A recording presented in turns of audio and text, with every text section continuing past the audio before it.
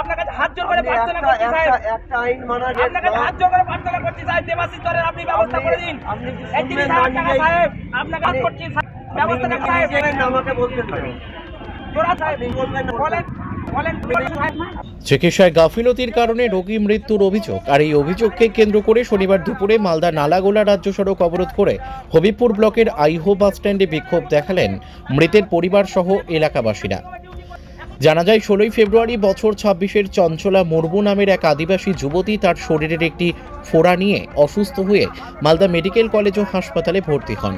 পরিবারবর্গের অভিযোগ, চিকিৎসার গাফিলতির কারণে মৃত্যু হয় চঞ্চলা মুর্মুর। আর এই প্রতিবাদে শুক্রবার প্রথমে মালদা মেডিকেল কলেজ হাসপাতালে বিক্ষোভ দেখান মৃত পরিবার রোগীর লোকজনেরা। মালদা মেডিকেল কলেজ হাসপাতাল সহ বিভিন্ন প্রশাসনিক বিভাগে লিখিত অভিযোগ জানানো হয়। এরপর শনিবার দুপুরে দোষীদের শাস্তির দাবিতে পরিবার সহ এলাকাবাসীরা মালদা জেলা পরিষদের সদস্য তারাশঙ্কর রায়ের নেতৃত্বে এলাকায় পথ অবরোধ করে বিক্ষোভ দেখান এবং দোষীদের কঠোর শাস্তির দাবি করেন মৃতার পরিবারবর্গ সহ জেলা পরিষদ সদস্য তারাশঙ্কর রায়। মালদা থেকে বিশ্বজিৎ মণ্ডলের রিপোর্ট, এস নিউজ বাংলা। গতকাল ৬টা ২০-তে আমাদের আদিবাসী সমাজের মেয়ে চঞ্চলা মুর্মুকে হাসপাতাল কর্তৃপক্ষের গাফিলতির কারণে মারা গেল। তার জন্য দোষীদের যাতে উপযুক্ত শাস্তি হয় তার জন্য আমরা পথে নেমেছি। কোথায় নেমেছেন? আইও বাস স্ট্যান্ডে। যদি দোষী যদি শাস্তি না পায় এই আন্দোলন আইওর বুক থেকে সারা পশ্চিমবঙ্গে ছড়িয়ে যাবে। কি অভিযোগ ডাক্তার? অভিযোগ, স্বাস্থ্যসাথী কার্ড ছিল, স্বাস্থ্যসাথী কার্ডে ফ্রিতে ট্রিটমেন্ট ওটা দেয়নি, ৩০,০০০ টাকা চেয়েছে। আর হাসপাতালে প্রথম অবস্থায় গেছিল ১৬ তারিখ ভর্তি যাওয়ার জন্য, তাকে ইঞ্জেকশন দিয়ে ভর্তি নিয়ে ইঞ্জেকশন দিয়ে তাকে বের করে দিয়েছে। তারপরে হাসপাতাল থেকে বলা হয়েছে নার্সিংহোমে আসার জন্য, সোনো স্ক্যানে গিয়েছে, ৩,০০০ টাকা টেস্ট করেছে। তারপরে বলেছে ৩০,০০০ টাকা, ডক্টর দেবাশিস ধর ৩০,০০০ টাকা চেয়েছে। উনি মালদা মেডিকেল কলেজ হাসপাতালের ডাক্তার, উনি ৩০,০০০ টাকা চেয়েছে। আপনারা অভিযোগ করেছেন কোথাও?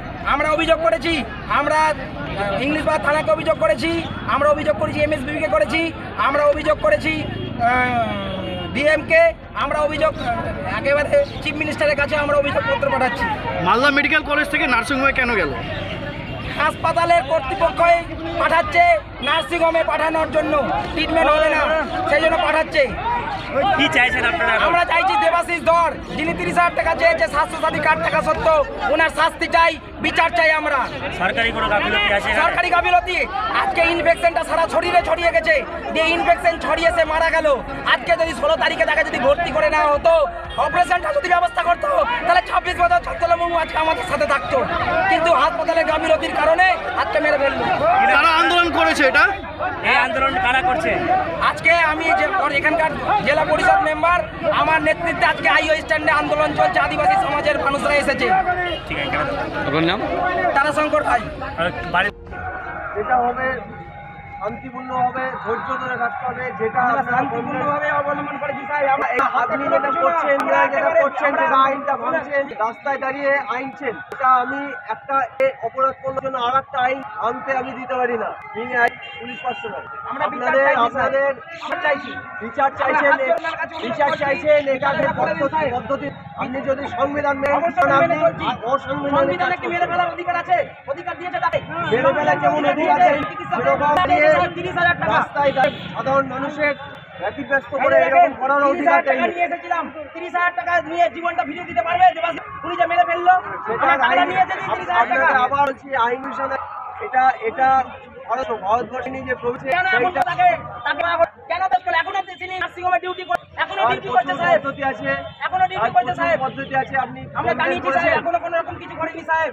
আমরা কাছে গার্জেন হিসেবে আমরা প্রার্থনা করছি, আমি কনসার্ন নিয়ে আমি বলবো, আপনার কাছে প্রার্থনা করছি সাহেব, এই ব্যবস্থা সাহেব, মানুষ প্রার্থনা করছি আপনার কাছে হাত জোর করে প্রার্থনা করছি সাহেব, একটা আইন মানা যায়। আপনার কাছে হাত জোর করে প্রার্থনা করছি সাহেব, দেবাশিস দরের আপনি ব্যবস্থা করে দিন। ৩০,০০০ টাকা সাহেব, আপনাকে হাত করছি ব্যবস্থা সাহেব, আমাকে বলতে পারেন জোড়া সাহেব, বলবেন বলেন বলেন সাহেব, বলেন।